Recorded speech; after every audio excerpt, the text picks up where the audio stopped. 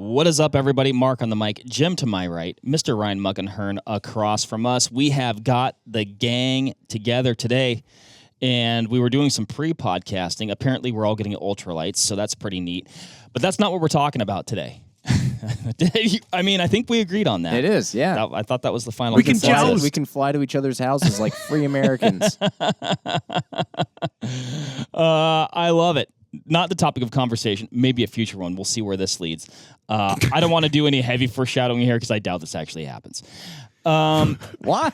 I don't know. It just seems we haven't even finished the 6.5 BC. With how many? True. Okay. That kind of shut. Whatever you were going to say, that kind of shut it down. Honestly, can I accomplish anything else in life from now on until the 6.5 BC is done? Here's the deal. We got that shopping list back there.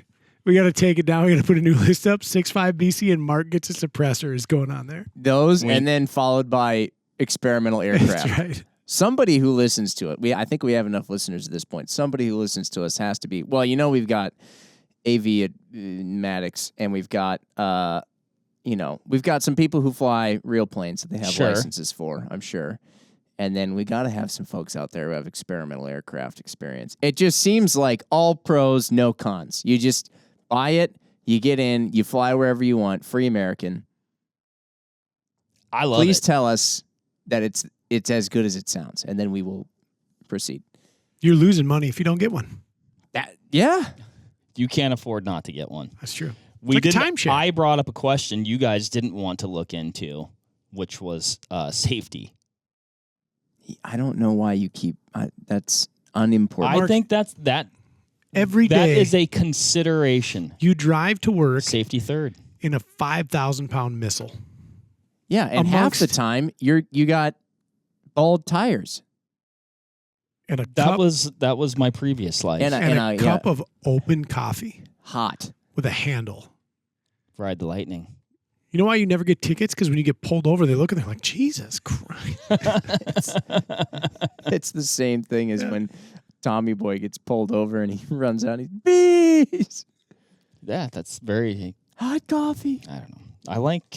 I think I like riding with an open top cup of coffee. I don't know. It's bold, Cotton. Mm-hmm. Okay.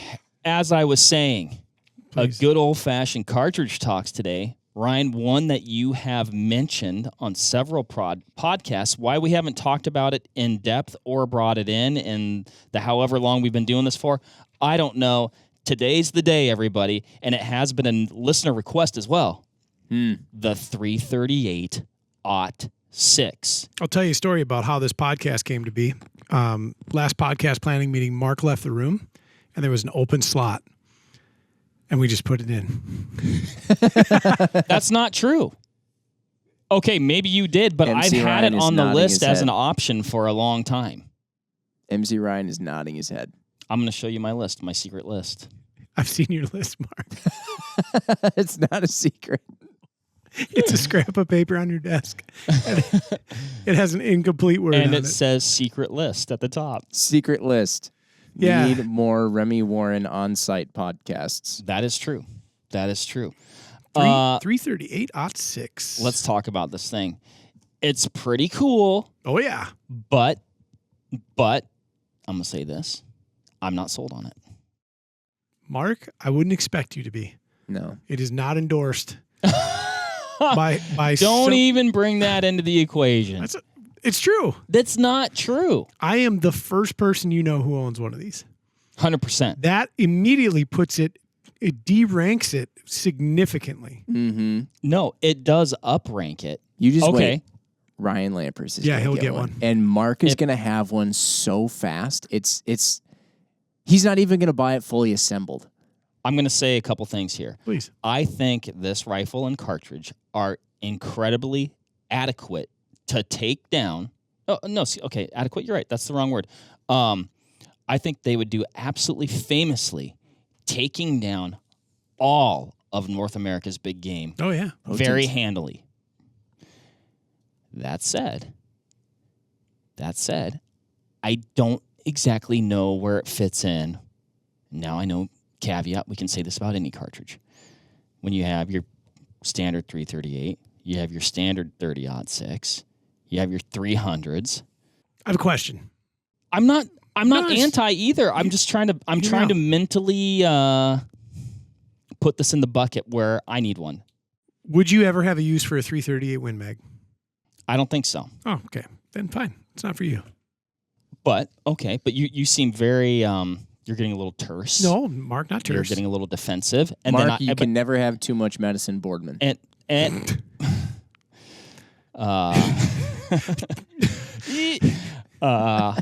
almost said something there. Let me ask you a question then. Please tell me If this it's question. so good, Yeah. if you're on the defense and this thing is so good, how come it hasn't seen the field with you in all the years that you've owned it? That's a great question, Mark. And let me tell you. Number one, because I buy too many rifles. Number two. Yeah, but you use some of the rifles that you buy. We'll call it a loss and a win column. The loss column is very full. I use some of them too. Yeah, you do. Yeah. Number two, admittedly, I was very nervous to shoot it. Not for recoil, but for accuracy. Because if it didn't shoot, I'm stuck with it. It's not the most popular kit on the block. Oh, it's not the cartridge that I was worried about. No, it sounds like... Okay, so then what? You would buy a used car off Facebook Marketplace and then never drive it because you're worried that if you fire it up and it doesn't work... No, you can fix you're a car. stuck. Oh. You can't fix... Sure, you could put a new barrel on it. You could do whatever the heck This you want. is a Weatherby Loaded Mark different. V Super Big Game Master. It's a very limited production run of firearm. Okay. So you're talking about the... Yes. Okay. Correct. You don't want I don't to want to molest. find out. I don't want to molest the gun. You don't want to find out. You want to have it be... No, I fired it special. now. Now Oh. I've shot it. Well, okay. Yeah. Breath fresh air. Shot awesome. I was very pleased. But I spoke to Weatherby because they have a guarantee on their products for accuracy. I said, here's the deal. This cartridge is no longer cataloged, has not been cataloged in decades. There is no Weatherby premium ammunition left on the face of the planet that I can find, and their accuracy guarantees with their premium ammunition. Oh, interesting. Okay. So, because I could not find a box of Weatherby premium ammunition in 338-06 to validate accuracy with, if it was a lemon, because there's a tumultuous history with this, you can go back and read about that if you want. What would happen? They had just released the 338 RPM, which is another awesome cartridge. And So you made this call pretty recently. this was actually it was just before the commercial release of 338 RPM. You and I were at Western Hunting Expo. Mm-hmm. And we got a sneak peek of that cartridge Mm-hmm. maybe about a year before it came out. And they couldn't give me a no, and they couldn't give me a yes on what happens. So part of it was like, well, the rifle's really cool, and they're very hard to come by. So I didn't want to goof with it because, like, yeah, I can yank the barrel off, and I can put another number 2 fluted barrel on there and whatever. But then it's not a Weatherby Mark V Super Big Game Master anymore. Sure. It's just another gun. Let's talk about a little bit. Yeah. And I love the gun history story, and I want to jump back in there. But I don't want to get too far ahead before we talk about the cartridge itself, the 338-06. I mean, essentially, pretty simple. It is what it is, man. .6 necked up to 338? accommodate a 338. Yeah. So you're taking your .6 and you're pushing 200, 225s, 250s out of it. A little bit more frontal diameter, a little less velocity.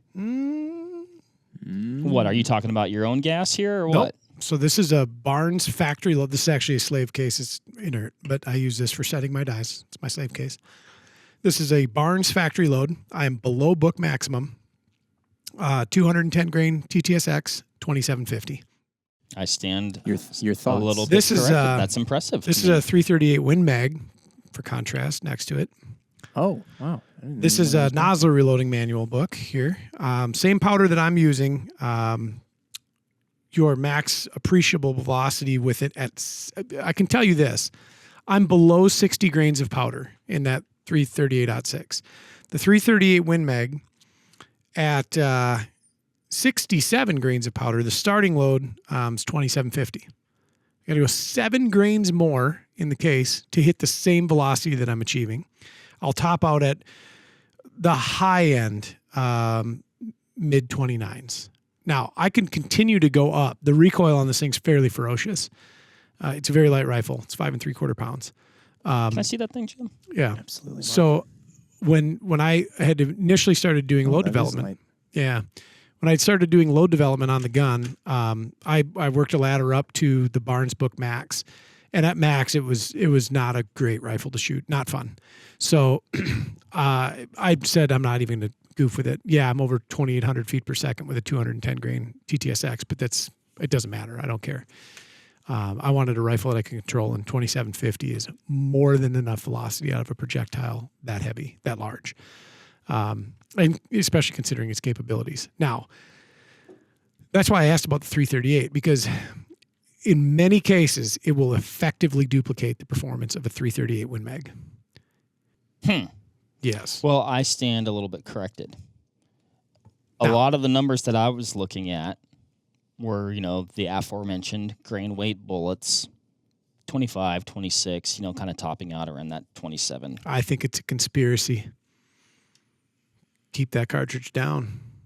You can't really go out and buy this factory ammo. No. So I was in Buffalo, Wyoming. There's a great shop out there. It's called the Sports Lure. Swing in. Great place. And I looked behind the counter, and covered in probably 0.010 of an inch of Wyoming dust was one box of Nosler factory brass 338-06 head stamp. I said, I will take that box of ammunition. I did not look at the price tag, box of brass. I did not look at the price tag until I went with the dust. I was like, oh no. Because you can make brass out of 30-06. So like I think this is a federal 06 case that I just ran through my sizing die, and it bumps it out to 33, and life is good. I also wanted head stamp brass. Now I have 50 pieces of head stamped 338-06. That's one of those things where, for whatever reason, in my head, I'd be like, oh, these guys have been sitting on this thing. They don't even know what it is. It's just collecting dust. Probably just give it away. Right, like, I don't know, $5, Yeah. They knew. It was expensive. Do you recall? I think it was like $75 for 25 pieces of brass. So it was plenty. But now you've got Now I actually have 2 boxes of those. I have a total of 50 head stamp pieces of 338-06, which should be a lifetime supply. Now, I suppose a person who, if they were if they were intrigued and said, maybe I'll make one of these 338-06s, and they were a reloader. Yeah.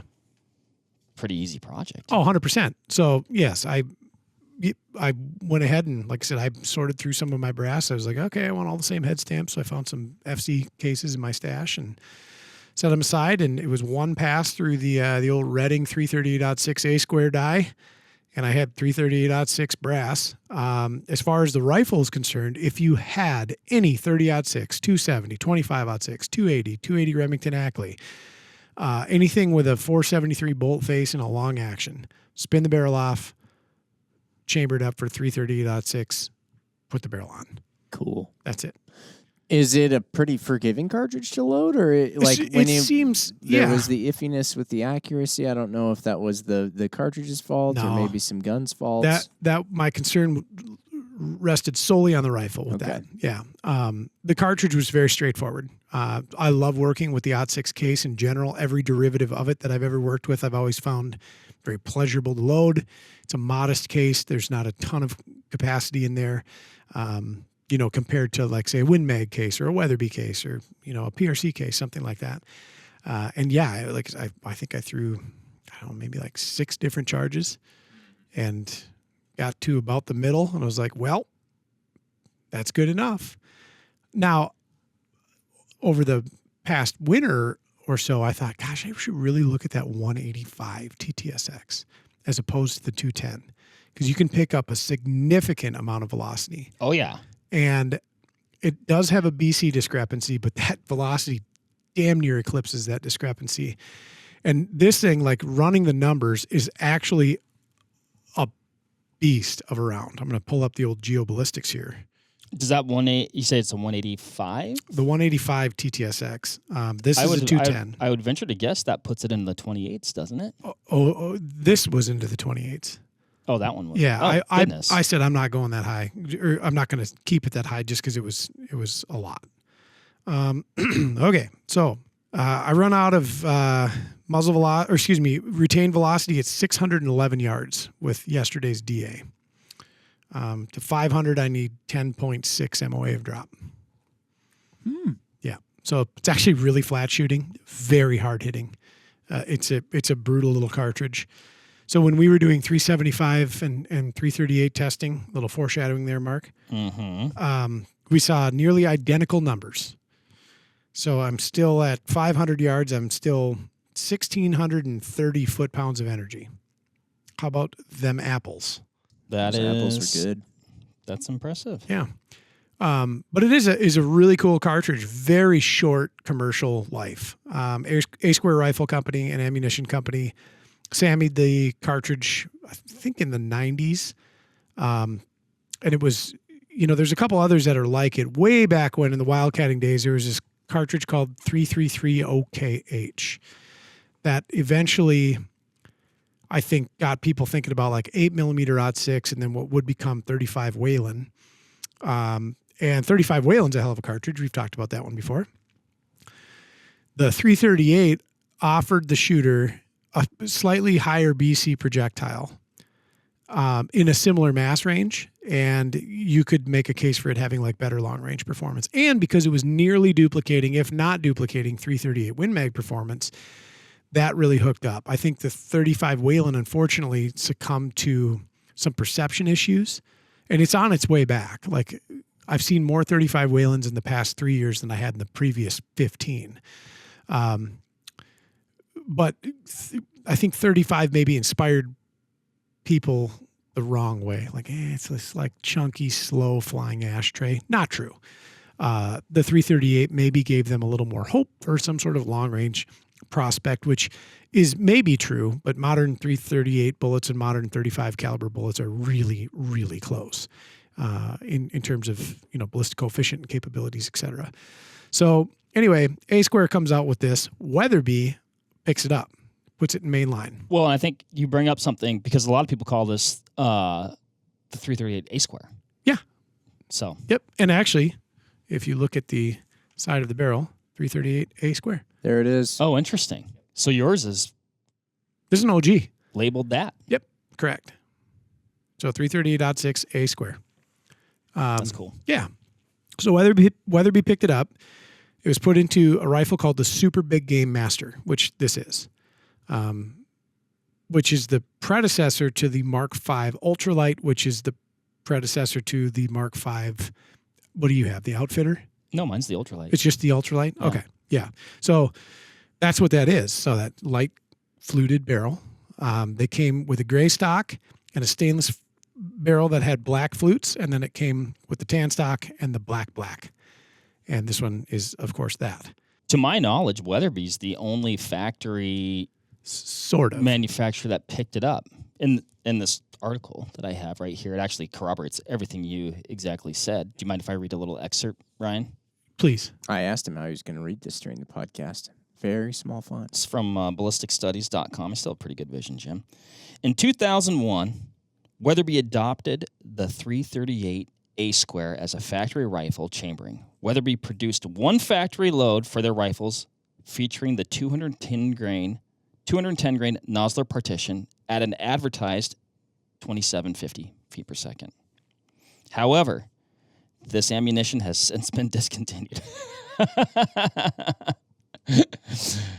Yeah. And then the rifle followed very shortly behind it.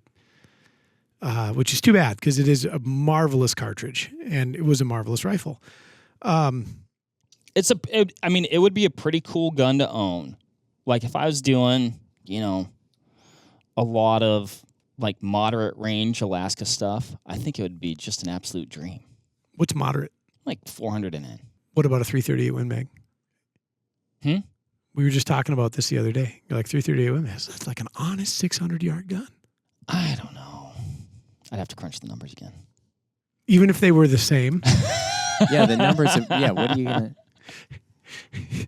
Even if they were the same? Yeah, I mean, I see what you're saying. Yeah. No, it's a behemoth of a cartridge. Like, I'm out of gas with yesterday's DA at 611 yards. That's where I'm cutting it off from an expansion standpoint. 611. Which is, I mean, that's how far you want to shoot anything anyway. Yeah. Particularly if it's got teeth and claw. I mean, I'm not even. Yeah. That's like well beyond what I want to do that with. What you mentioned the rifle, so the Weatherby being the only quote factory gun that was out there. Cooper also chambered the 338.6. And in a few select models, you see them pop up now and again. And Cooper's kind of isn't a rifle manufacturer at this point in time. And I may be wrong on that. Maybe they're going full swing, but they moved. They were in Montana, and then they are now not. And so you could get a 338.6 through them as well. And of course, I've seen a lot of Model 70s, Savage 110s, Remington 700s.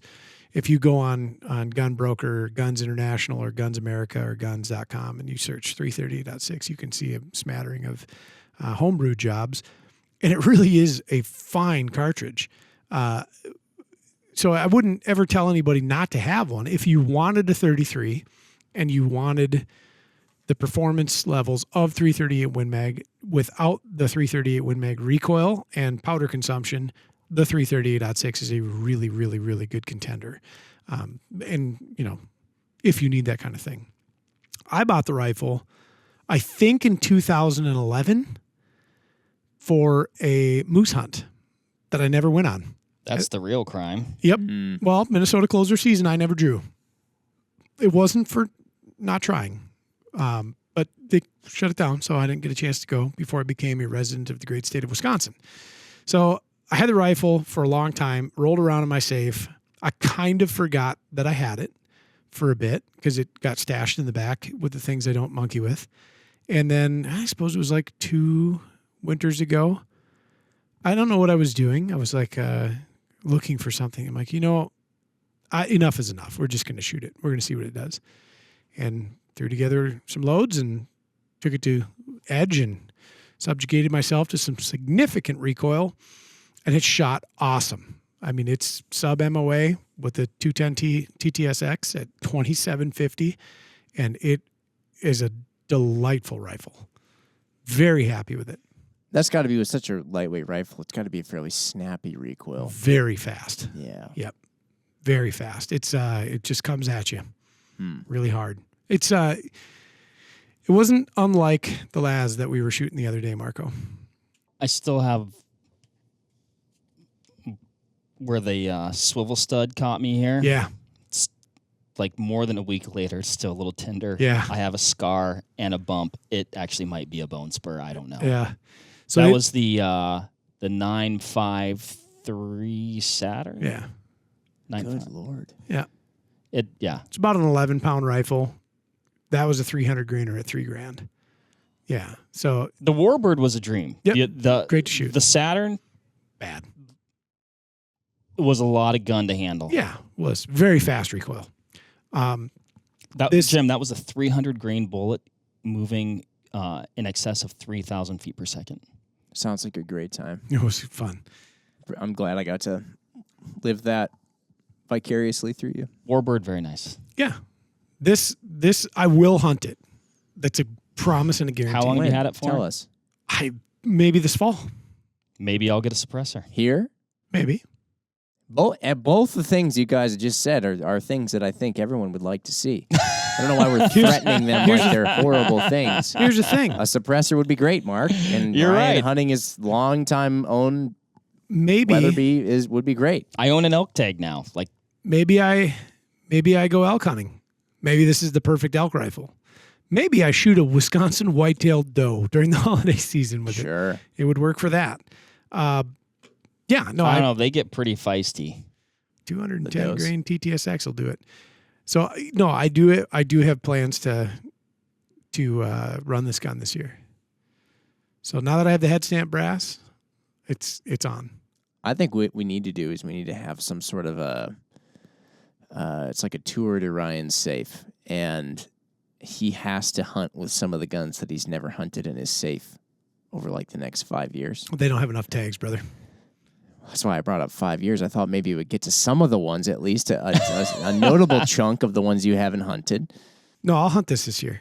It's a cool gun. You need to come up with a lottery system within your own safe, I and know, right? and the guns that you never get hunted can draw a tag. Mark and I have talked about this before. Rifles that you can trust become the rifles that you pick. Yeah. And like, performance aside, like, you might have this big whiz bang Mighty Mojo Magnum, and it'll kill anything you pointed at. But if you don't trust it 100%, you sequester them and you go back to good old faithful. I've got a couple of those. I've got a Tikka that I'm very fond of. I've got 2 Tikkas now that I'm very fond of. I've of course got the Kimber. I just have this tendency to grab those. I've got a 700 mountain rifle that I had done up. That's really slick. You've actually hunted that one, Jim. We never shot anything that day. I would say 75% of the time I go out with something that I really don't know if it's going to work or not. And but that's part of the allure. That's part of the No, excitement. that is not. That creates extreme anxiety. I have trust. I have feel trust that. in this gun. 100%. If there's lead in the air, there's hope. I have trust I in mean, this I gun. don't necessarily. I can hear yourself talking you into it. That's a fine rifle that apparently shoots great, and it's a big bullet, and if it's accurate, it's going to do everything you need it to do. This is a no-brainer. Yeah. No, I'll hunt it. I will. We'll see what the tag gods give me this year. Yes, Mark Boardman. Can I bring up something, and it's not just because I'm trying to prove my earlier point? Please. So when I look, can we agree that 200 grains is like a pretty big bullet? All Large. things being considered, that's a pretty big pill, right? Yeah. I can load that in my 30-06. Yep. What do you get from muzzle velocity? We have some great bullets out there in the 200 grain category. Sure. We've got, you could go with a 200 grain ELDX. That's going to have a heck of a BC on it. You bet. You could do the similar thing with a 200 grain AccuBond. Yep. I think you're going to be getting in the 27, maybe up to 2,800 feet per second. No. Okay, what's you your get- book if say? you get The in- internet said that. If Internet told okay. me. Read a book. IMR 4350, 200 grain AccuBond. We'll just pick Don't one. cherry pick out I'm of that not. list. I'm picking common powders that are known to be temp stable and reliable. Okay. 25 and a quarter, highest achieved MV. 4831. I'm a big fan of 4831. I shoot shortcut, but 4831 chemically is very similar. 2558. 414 now discontinued. H4350 and 414 effectively interchangeable data. 2560. Your highest observed muzzle velocities with reloader 22, which amongst the reloading communities, reloader powders are renowned for generating velocity and energy. They're renowned for being a little erratic on the temp stable table. 2688. Max achievement. I feel like you just got stomped a little Because there, Mark. and Well, we've done I brought it up as I wasn't like you're No, wrong. no. I wasn't being combative, Jim. we must Sounded like remember you though. just got pwned. For contrast, 225 AccuBond out of the 338.6 A square with the 414 data. So I can tell you this right now. I'm loading 414 in this case because I have 414. 60 grains is not the max charge per Barnes. 60 grains is very close to where I'm at. I'm getting 2750. They're getting 2600 out of the 225 AB in the 338.6. So you're picking up 25 grains of mass, 0.3 inches of diameter, or 0.03 inches of diameter, and you're effectively the same muzzle velocity. You're always talking about this, Ryan. How much powder did it use? 60. The 30-06. Oh, 58. Well, in 414, 53, because then we're out of headspace. That's it. Well, there's your jump of 7 again. Yeah. But 7 grains. I mean, but then it's not like Heavier you're bullet. achieving the same. Yeah. You're not like achieving the same performance. But Is so the increase in velocity is coming from a little bit more powder, but also is it the the more diameter of the base is, correct. As I like to say, there's more to push on. Yeah. So let's think back to our 338 Federal talk. Right. 160 TTSXs, $3,000. That's incredible. It is. And that's just that big piston in the back being able to catch all that gas volume and propel it. Now, that's an eclectic example because it's a small or a light for caliber bullet, right? Like a 160 in a 338 is the equivalent of a 130 in a 30. Well, it's not, but you know what I'm saying. Kind of. Yeah. I think I would really hit a nice balance point with that 185. And looking at some of the numbers here with the 338.6, let me find that page. I do like how Nosler has that loading in here, by the way. 180's at scraping 3. So high 29s, low to high 29s. Which I think is great. Yeah. But then you put a 300 or 180 grain in a 300 Win Mag or a 300 Short Mag. Aren't you duplicating kind of a very similar result? Yes. So with your 300 Wisdom shooting 175 LRXs, 2950 is where we hit the ceiling. So 180, 185 at 2950.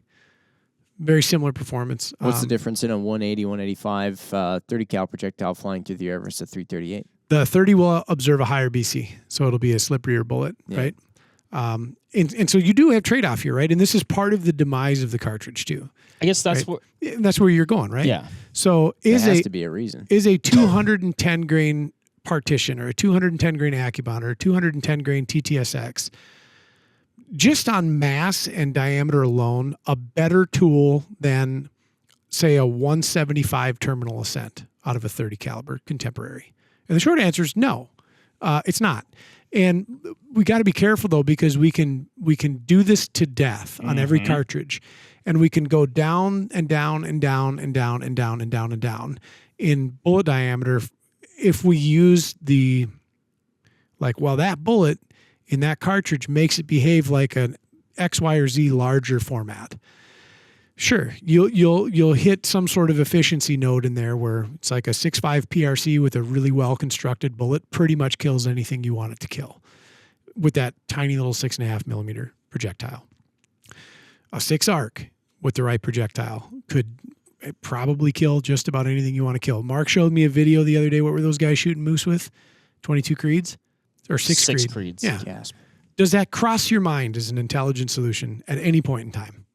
So, in my mind, no. Watching them knock down several moose with what appeared to be very handily, I was intrigued by it. Why? Because I found it impressive. Would you have taken a 6 Creedmoor on your bear hunt? No. Why? Moose are bigger than bears. No, I'm not saying I would take one on a moose hunt. I'm saying I found it interesting and intriguing, and I was impressed with the result. Oh, sure. I'm not convinced that I'm going to be toting that into the field, but it certainly worked for those guys. Sure. Yeah. And I mean, you can always proof that with a sample size of 1 or 2 or 3, right? It doesn't mean like it's the thing to do, right? My intent with this cartridge, like when I bought it, is like that would make an absolutely stellar moose gun. It would. Yes. And so that's why I bought it. And whether that's moose in, Two Harbors, Minnesota, or moose in Alaska, or moose in Maine, or moose in Colorado or Idaho or whatever, I apply for a moose tag every year. That would be what I would carry. And then if I go elk hunting, that probably would be what I would carry, because I can shoot it better than I can shoot my 300 Weatherby. And I'm probably going to shoot them at the same distances. Like, if I draw a line in the sand at 500 yards, like, big deal. And I'm really not giving up a lot. Like, payload on target is what kills things. Yes, the 300 Weatherby has a flatter trajectory for sure. It's a bulkier rifle. I get less cartridges in the magazine. I also have a perch belly magazine for this, which is kind of cool. Completely unnecessary. I could fit 7 in there. Oh, yeah, fun.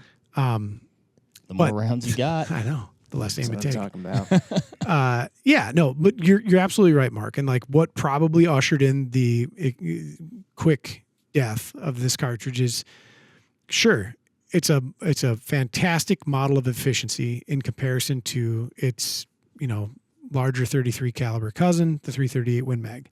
Does appreciably similar or same things.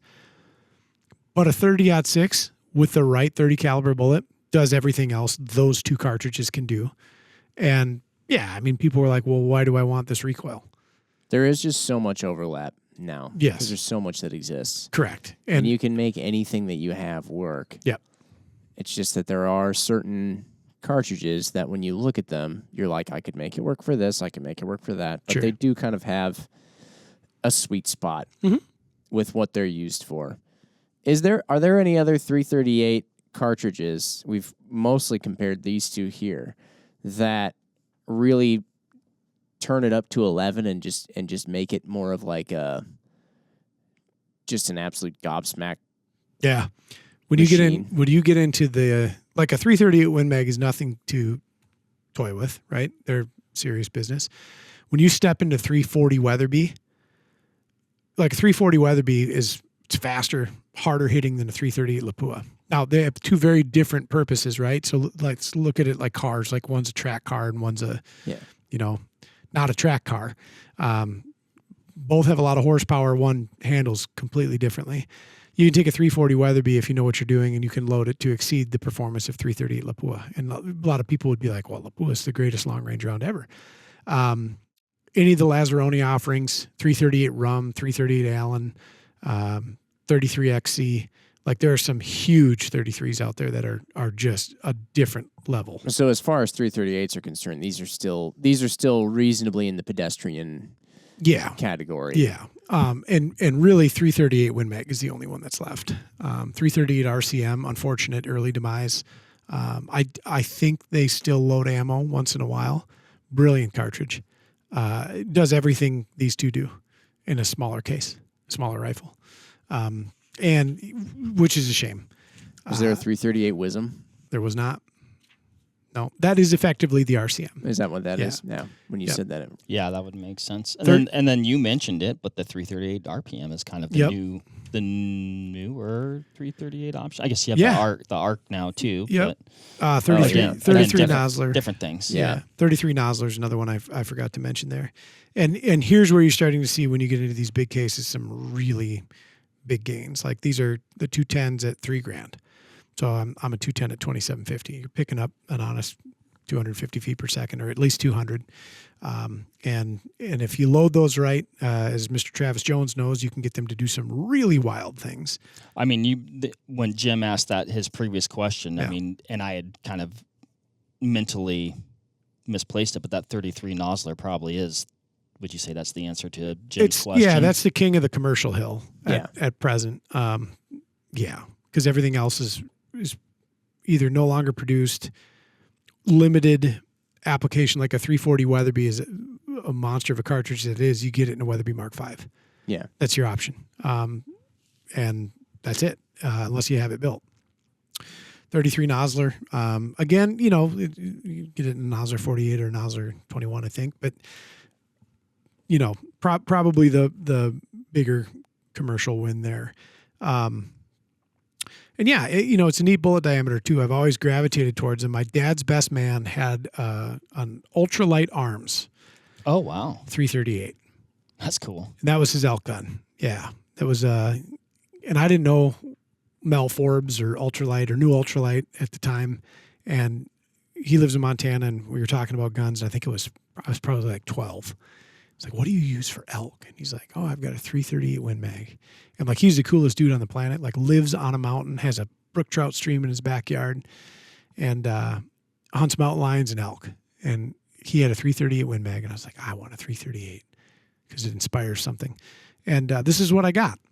I've also wanted a 340 Weatherby for a long time too. Never got one. I have a 300. Loved the rifle for many, many, many years. Killed a lot of things with it. And the 340 is a really cool gun too. But it's also an impractical cartridge. It's so big. There's so much beef with that thing that it's hard to hold on to. This is about the limit of what I like in recoil on a rifle that weighs 5 3/4 pounds naked. So sure. Yeah, 5 3/4 pounds plus about 20 ounces is what the ring and optics package would add to it. So it's a svelte little gun. We've talked about some of the .6s over the years here. Mm-hmm. What's the best .6 other than 30? The answer is I don't know. The 25-06 stands out in my mind as one of the. That's a very good It's cartridge. great. Yeah, It really is. one of the notable derivatives, and then the 270. The 25-06 is, in a lot of ways, sadly, it's sad it's not more popular because it certainly should be. It is, yeah. A great cartridge. Unfortunately, because it's long and new 25s that are coming out are long. Long plus long means no fitty in the mag boxy.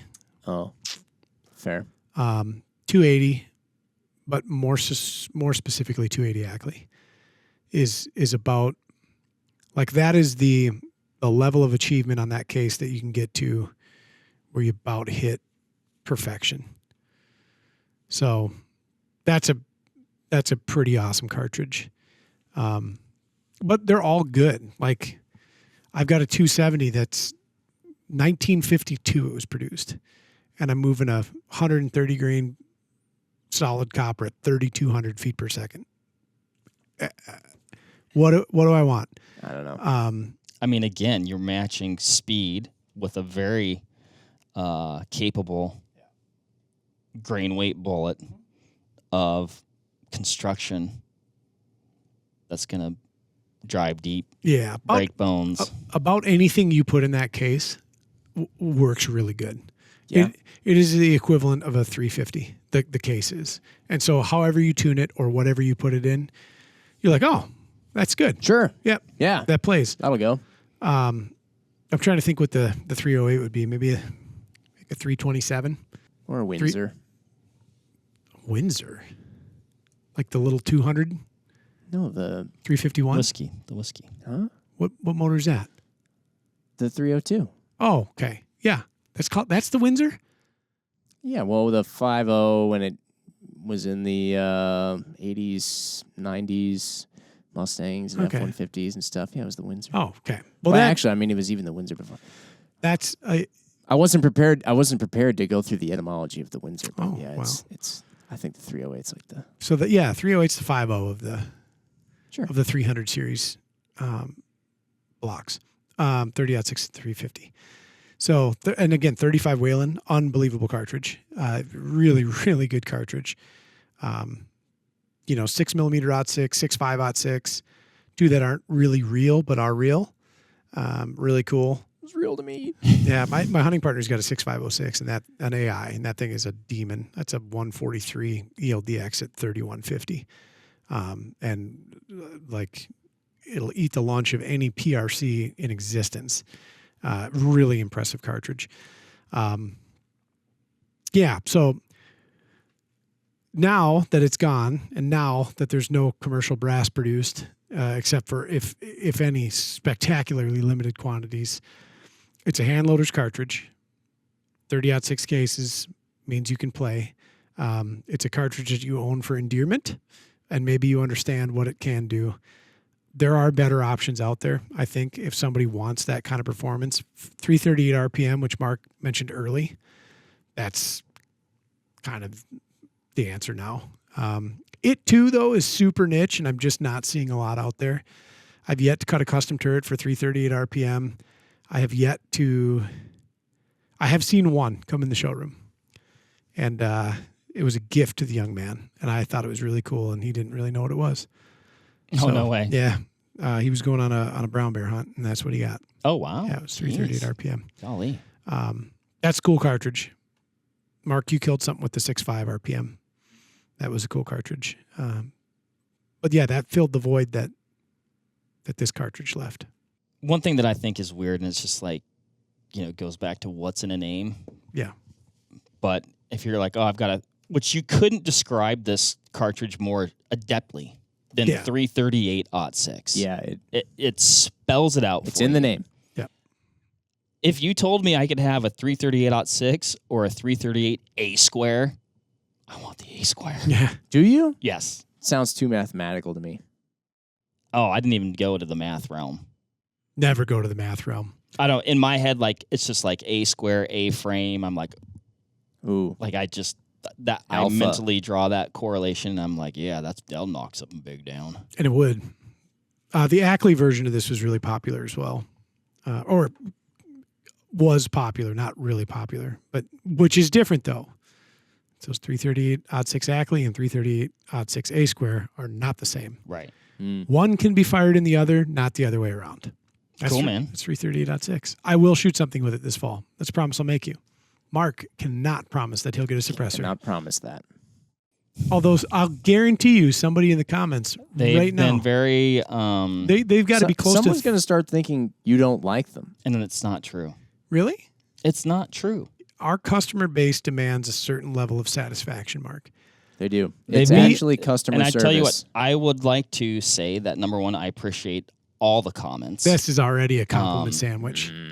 But And I also appreciate the conviction, the consistency, and the concern regarding me finally getting a suppressor. But I just, like I told you, I bought an elk tag the other day. and It doesn't mean And anything. so those are... Mark, how can you perform exemplary customer service if Look- all you do for the last, I don't even know how long, is disappoint the customers? That's hurtful, Jim. Well, how do you think the customers feel? You finally got a taste of your own medicine. I don't like the way I don't like that about me. There. if it makes you feel Sorry. better, I will not thread this gun to hang a suppressor on it. You should like you, Mark. Just not that little tiny component of you. It'll happen. It'll You happen. shouldn't thread that. I will not. No, that wouldn't No. make any sense. Wouldn't do it. Wouldn't do it. Might build another one. Might thread it. Thread that one. Oh my! You've used this one so much, you might as well get another one that you thread. Maybe that would be the push that he needs to use it more. Maybe No, I think I finally get a this is- suppressor and I put it on Ryan's new 338-06 and go hunting with it. This is Man, this that is would be a weird. this is exactly how this gun will stay configured for the remainder of time. That is how As it should be. I'm As saying it should. you might start shooting 338-06 more if you build another one. No. That's right. This I will have a load finalized by end of summer. I already kind of do. And I'll just be super content with it Great. and go out and shoot deers. Content, Ryan? I'll shoot. If I go on an elk hunt this fall, we'll see. It could happen. It could happen. Could happen to you. Yeah. Cool. All right. Well, thank you guys. Thanks everybody for listening. The 338-06. It's been brought up countless times, and now we've done it in a formal capacity. Happy hunting and shooting. We'll catch you on the next one. See ya. Bye.